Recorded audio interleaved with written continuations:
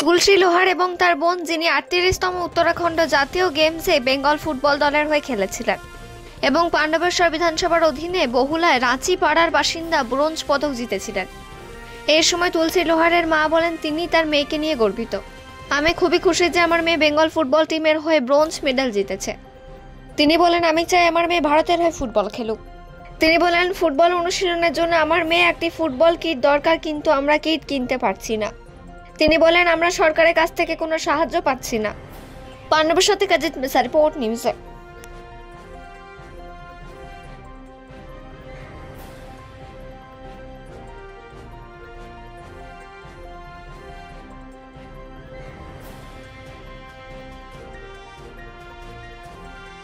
ভালো লাগছে আমার মেয়ে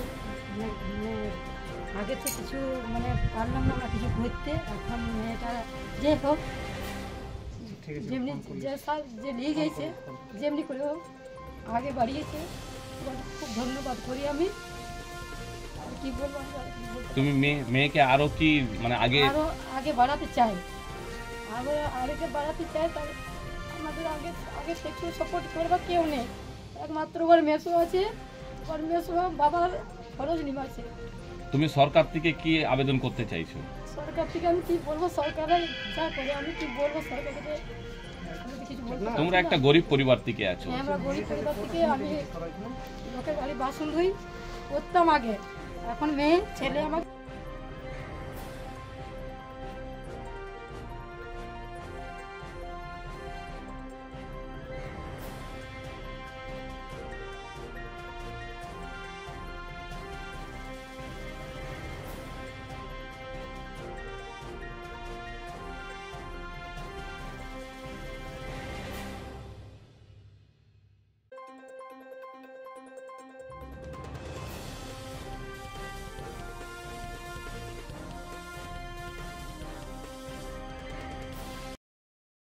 রাঁচি পাড়াতে আমি এসেছি এক ফুটবল প্রতিযোগিতাতে, আজকে কাশ্য পদক জিতে এসছে। আমি শুধাচ্ছি কি তুমি কি করে ওইখানে অত দূর গেলে, ছোটবেলা থেকে তোমাদের কনফিডেন্ট কি করে হলো আর ওইখান থেকে কাশ্য পদক তুমি জিতে এলে?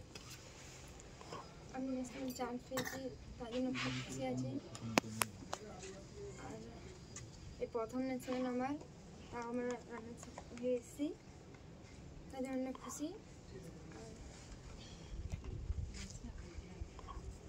তুমি আগে কি করতে চাইছো আরো?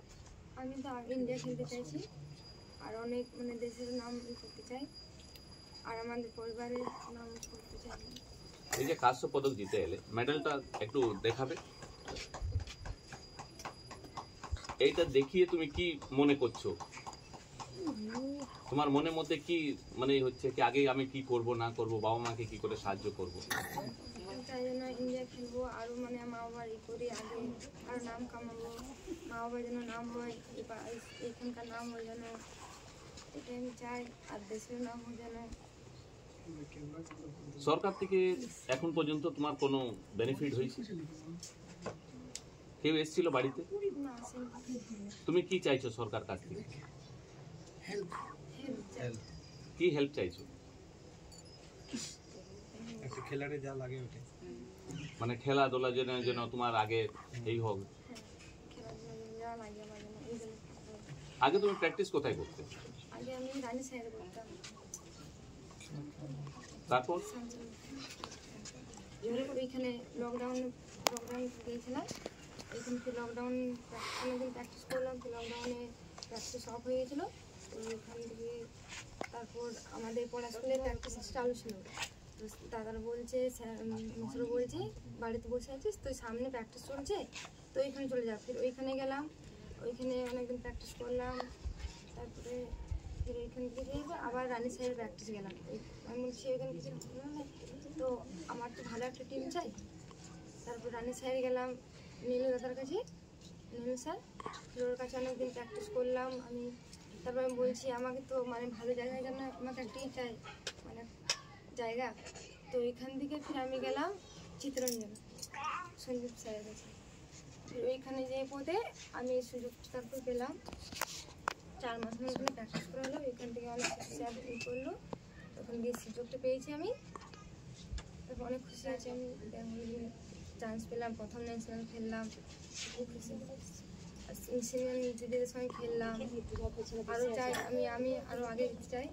আর আমি আমার টিম যতটা পেয়েছে মানে করেছে, আমরা জিতেছি, তাও অনেক খুব খুশি আছি। তোমার নাম কি? টেনশন হয়।